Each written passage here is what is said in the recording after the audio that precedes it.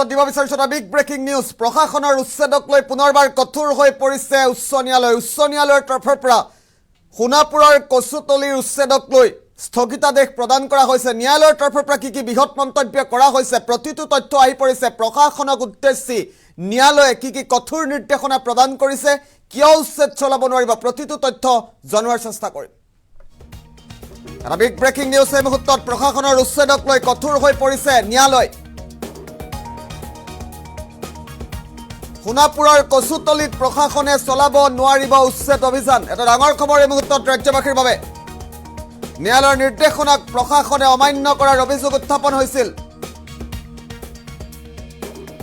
আৰু 29 জানুৱাৰী পৰ্যন্ত কচুতলিত প্ৰশাসনে উচ্ছেদ চলাব নোৱাৰিব এটা ডাঙৰ খবৰ এই মুহূৰ্তত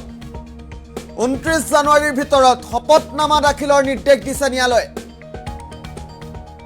বিগ ব্ৰেকিং নিউজ এই মুহূৰ্তত গুৱাহাটী উচ্চ ন্যায়ালয়ৰ পৰা উচ্ছেদ সন্দৰ্ভত জাৰি কৰা হৈছে স্থগিতাদেশ গুৱাহাটী উচ্চ ন্যায়ালয়ে স্থগিতাদেশ জাৰি কৰিছে আইনৰ বিৰুদ্ধে গৈ প্ৰশাসনে উচ্ছেদিতক দিছিল উচ্ছেদৰ জাননী আৰু সেই বিষয়ক লৈ কঠোৰ হৈ পৰিছে গুৱাহাটী উচ্চ ন্যায়ালয় প্ৰশাসনৰ নিৰ্দেশনাৰ বিৰুদ্ধে উচ্চ ন্যায়ালয়ৰ দ্বাৰস্থ হৈছিল উচ্ছেদিত জনতা আৰু তাৰ পাছতে আজি গুৱাহাটী উচ্চ ন্যায়ালয়ে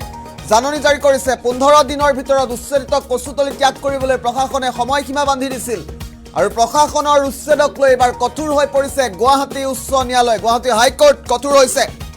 সোণাপুৰৰ কচুতলিত প্ৰশাসনে 29 জানুৱাৰী পৰ্যন্ত উচ্ছেদ চলাব নোৱাৰিব স্পষ্ট কথা ন্যায়ালয়ৰ নিৰ্দেশনাক প্ৰশাসনে অমান্য কৰাৰ অভিযোগ উত্থাপন হৈছিল 29 জানুৱাৰীলৈ কচুতলিত প্ৰশাসনে উচ্ছেদ চলাব নোৱাৰিব এটা ডাঙৰ খবৰ পুনৰবাৰ উল্লেখ কৰাৰ চেষ্টা কৰিছো প্ৰশাসনৰ উচ্ছেদক লৈ কঠোৰ হৈ পৰিছে গুৱাহাটী উচ্চ ন্যায়ালয় কচুতলিত যি উচ্ছেদ চলিছিল উচ্ছেদক লৈ গুৱাহাটী উচ্চ ন্যায়ালয়ৰ তৰফৰ পৰা কঠোৰ নিৰ্দেশনা প্ৰদান কৰা হৈছে সোণাপুৰৰ কচুতলিৰ উচ্ছেদক লৈ গুৱাহাটী উচ্চ ন্যায়ালয় কঠোৰ হৈছে প্ৰশাসনে উচ্ছেদ চলাব নোৱাৰিব কচুতলিত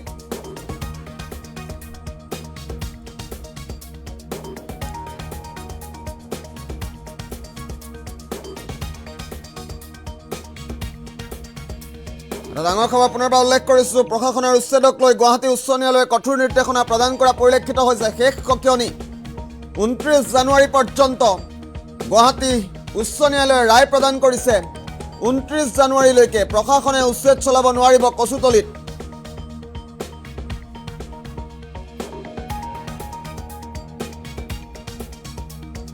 এই মুহূৰ্তত গুৱাহাটী উচ্চ ন্যায়ালয়ৰ অধিবক্তাৰ মন্তব্য আহি পৰিছে আমি পুনে পুনে মন্তব্য শুনোৱাৰ চেষ্টা কৰিম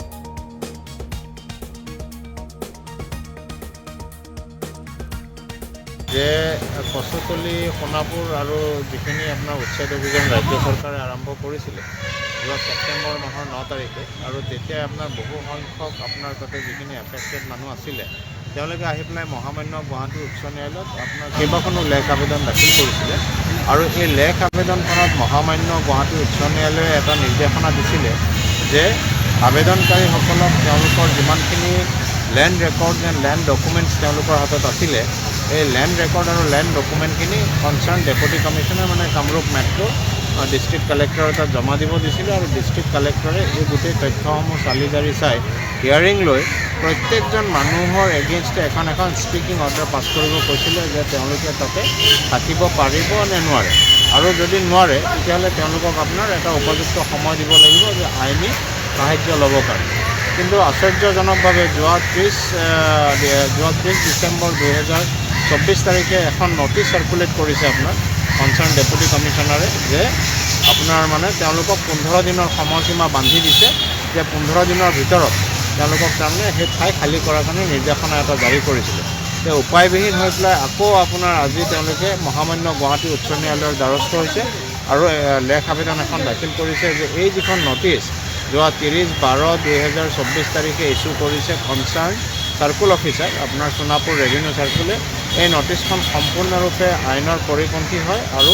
মহামান্য গুৱাহাটী উচ্চ ন্যায়ালয়ৰ যিটো নিৰ্দেশনা আছিলে সেই নিৰ্দেশনাটো আপোনাৰ সম্পূৰ্ণৰূপে ফ'ল' হোৱা নাই আৰু লগতে উচ্চতম ন্যায়ালয়ে যিহেতু স্থিতি অৱস্থা বাহাল ৰখাৰ এটা নিৰ্দেশনা দিছিলে এই গোটেই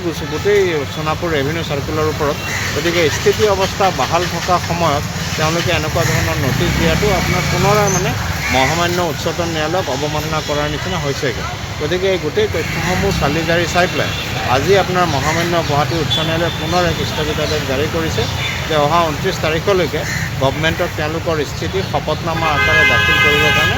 স্পষ্ট কৰিবৰ কাৰণে এখন শপতনামা দাখিল কৰিব দিছে আৰু ডেপুটি কমিশ্যনাৰ যিজন আছে তেখেতে আগৰ অৰ্ডাৰ অনুযায়ী কি অৰ্ডাৰ ইছ্যু কৰিলে সেই অৰ্ডাৰটো আপোনাৰ মহামান্য গুৱাহাটী উচ্চ ন্যায়ালয়ত প্লেচ কৰিবৰ কাৰণে নিৰ্দেশনা দিছে অৰ্থাৎ 29 জানুৱাৰীলৈকে উচ্ছেদ চলিব 29 জানুৱাৰীলৈকে যিটো 15 দিনৰ সময়সীমা দিছিলে সেইটো বন্ধ থাকিব